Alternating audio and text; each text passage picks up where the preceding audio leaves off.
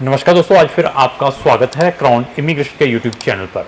तो आज की जो हमारी वीडियो है वो है free study in Germany, specially bachelor admissions Germany के बारे में डिस्कस करेंगे।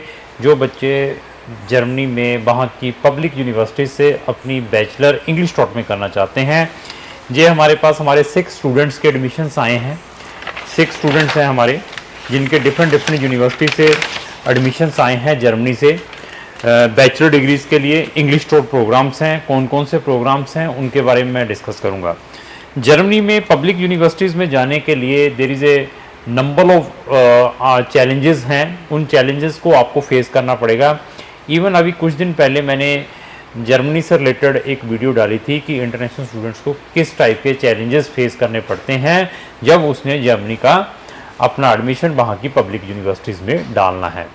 तो ये एडमिशन्स आ गए, बच्चों के मुंह में पानी आने स्टार्ट हो चुका है जिन्होंने ये वीडियोस देख रहे हैं। इसके पीछे का ट्रुथ क्या है? ट्रुथ ये है कि इन बच्चों को हमारे साथ जुड़े हुए आज 6 मंथ से लेकर 12 मंथ हो चुके हैं।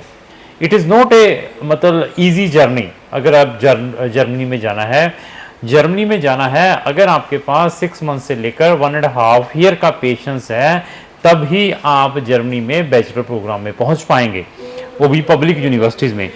आपको लगता है कि मैंने ये वीडियो इजीली बना दी है और बहुत ही इजी है जर्मनी में जाना। हमारे पास आपको 100% ट्रुथ मिलेगा। आप हमसे किसी भी टाइप की प्रोफाइल असेस करवा सकते हैं फॉरेन कंट्री से रिलेटेड।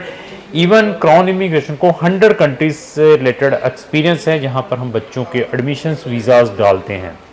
बट ऐसा नहीं है कि हम आपकी प्रोफाइल बीइंग ए कंसल्टेंट या एजेंट्स बन के कंसिडर करते हैं। हम आपकी प्रोफाइल बीइंग ए वहाँ की पब्लिक यूनिवर्सिटीज़ बनकर एज वेल एज एम्बेसीज बनकर कंसिडर करते हैं, क्योंकि public universities are very specific to take the students and giving the admissions to the specific students. उसका बहुत सारे क्राइटेरियाज है एडमिशन्स के। इसी तरीके से हमारे भी बहुत सारे क्राइटेरियाज है।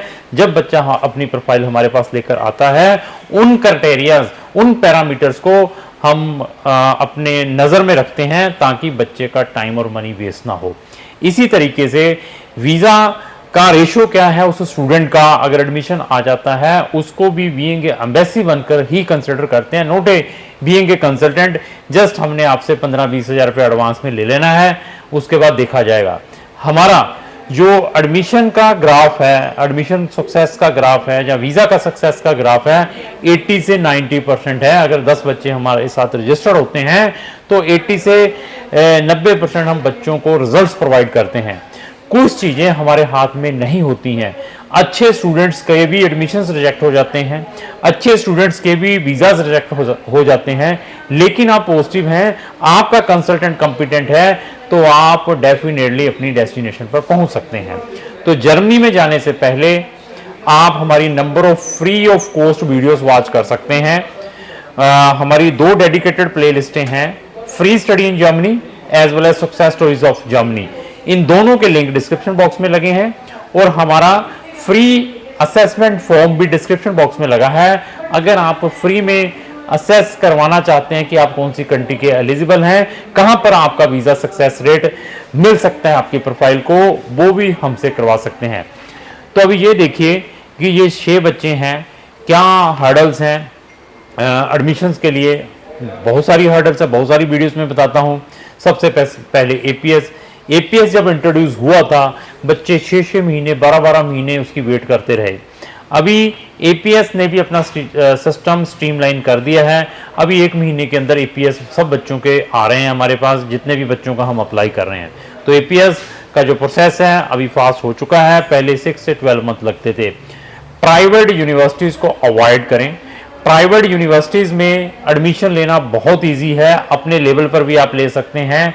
आप 50% वाले बच्चे भी हैं, आप 5.5 बैंड भी है, पीटी भी 50 है, 50 से कम है, एडमिशन गारंटेड आ जाएगा। लेकिन ऐसी प्रोफाइलों को वीज़ा जो मिलने के चांसेस जस्ट लक है। तो ऐसी चीज़ों को भी अवॉइड करना है। अगर आपने प्राइवेट में एडमिशन लेना ही है, आइए हमारे पास, बट हम आपको पहले फैक्ट बता देंगे उसका। तो इसी तरीके से पब्लिक यूनिवर्सिटीज़ का visa success rate comparatively private universities से बहुत ज़्यादा है, क्योंकि पब्लिक यूनिवर्सिटीज़ में कंपटीशन है एडमिशन्स के लिए, तो एम्बेसीज को भी मालूम है कि बच्चा ये ऑर्डिनरी नहीं है, तभी वहाँ से एडमिशन्स आया है, उसके परसेंटेज भी अप्रोप्रिएट हैं, आईएलटीएस भी अप्रोप्रिएट हैं, उसने सारे पैरामीटर्स को फिक्स किया हुआ है, तो उसके बाद एडमिशन आया है।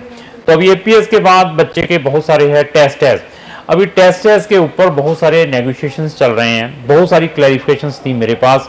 अभी 13 साल की स्टडी, स्टूडेंट कोलीग क्या है, फाउंडेशंस क्या है, फाउंडेशंस कौन सी लैंग्वेज में है, स्टूडेंट कोलीग अगर भी उसको जर्मन लैंग्वेज में, क्योंकि पब्लिक यूनिवर्सिटी में स्टूडेंट कोलीग टोटली फ्री ऑफ कॉस्ट है, but it will be in German language. उसको करना है तो B1 या B2 भी चाहिए, तो तभी स्टूडेंट होगा। इन चीज़ों से कैसे बच सकते हैं? 13 साल की स्टडी कर लें, डायरेक्टली बैचलर में एडमिशन ले लें। और इवन हमारे पास कुछ ऐसी यूनिवर्सिटीज़ हैं जो बच्चे को टेस्ट एज एग्ज़ाम के बेस के ऊपर डायरेक्टली बैचलर में एडमिशन प्रोवाइड करती हैं, लेकिन ड्यू टू एपीएस जो डिपार्टमेंट है, जो इंडिया के अंदर लोकेटेड है, उनका जो आता है हमारे पास असेसमेंट, उसके अंदर वो असेसमेंट थोड़ा नेगेटिव लिख रहे हैं एपीएस वालों की। बट यूनिवर्सिटी से हमारी डिस्कशंस, हमारी कॉरस्पॉन्डेंस हो रही है, तो यूनिवर्सिटी ने भी पॉजिटिव रिप्लाई दी है कि टेस्ट वाले स्टूडेंट को डायरेक्टली वहां की पब्लिक यूनिवर्सिटीज में बैचलर इंग्लिश टॉट में एडमिशन मिल सकता है।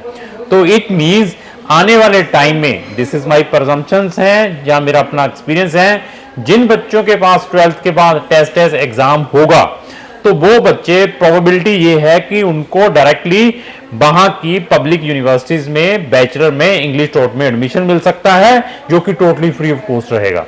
तो ऐसी चीजों के ऊपर हमारा एक्सपीरियंस चल रहा है। एनसी प्रोग्राम्स कौन से हैं, नॉन एनसी प्रोग्राम्स कौन से हैं, यूनिवर्सिटी की फीस कितनी है, बीपीडी में क्या चेक करना है, जब आपका एपीएस आता है उसका जो उन्होंने असेसमेंट करके भेजा है उसके अंदर आपने क्या चीज़ों को चेक करना है, ये सारा का सारा वही पर्सन बता सकता है जो रेगुलर जर्मनी में अपनी नंबर ऑफ एप्लीकेशंस को डाल रहा है। हम रेगुलर वहाँ पर एम्बेसीज के साथ टच हैं, यूनिवर्सिटी के साथ टच हैं, एपीएस वालों के साथ टच हैं, वहाँ की रिस्पेक्टिव यूनिवर्सिटीज़ के साथ टच हैं।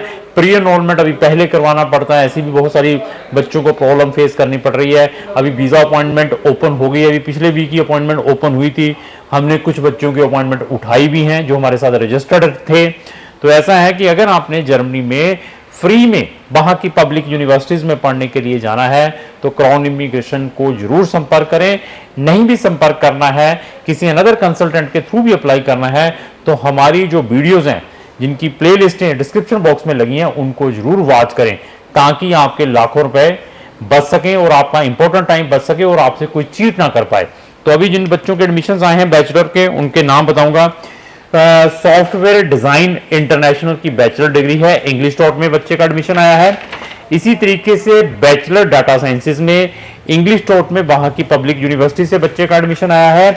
इसी तरीके से बच्चे का अप्लाइड आर्टिफिशियल इंटेलिजेंस में बैचलर इंग्लिश टॉट में एडमिशन आया है। और हमारे पास अनदर जो प्रोग्राम है जिनमें बच्चों के एडमिशन्स आए हैं, ये बीबीए में आया है, बिजनेस इंफॉर्मेटिक्स में आया है, इवन बीएससी इंफॉर्मेशन टेक्नोलॉजी में आया है, bachelor studies sustainable resource engineering and management में आया है। ये 6 बच्चों के बैचलर के एडमिशन्स आ चुके हैं। अभी किसी भी दिन इनकी जो एप्लीकेशंस एम्बेसीज के अंदर डल जाएगी। तो इनटेक 2 ही है, अक्टूबर और अप्रैल, तो उनको भी चेक करना है। इनकी डेडलाइंस कब है, आपके डॉक्यूमेंट तैयार है डेडलाइन से पहले या नहीं है, ऐसी बहुत सारी हर्डल्स आती हैं। उन हर्डल्स को वही टेक्निकल पर्सन बता सकता है जिनको इन कंट्रीज के बारे में, स्पेसिफिकली जर्मनी के बारे में एक्सपीरियंस है। क्राउन इमिग्रेशन को जर्मनी ही नहीं, शेंगन की 29 कंट्रीज ऑन आवर फिंगर्स। अगर आपको इसमें कोई डाउट है कि हमें नहीं नॉलेज है, तो आप हमारी हर एक कंट्री से रिलेटेड प्ले लिस्टें हमारे यूट्यूब चैनल पर जाकर देख सकते हैं। आपको हर कंट्री से रिलेटेड हमारी 100 से ज़्यादा वीडियोस मिल सकती है।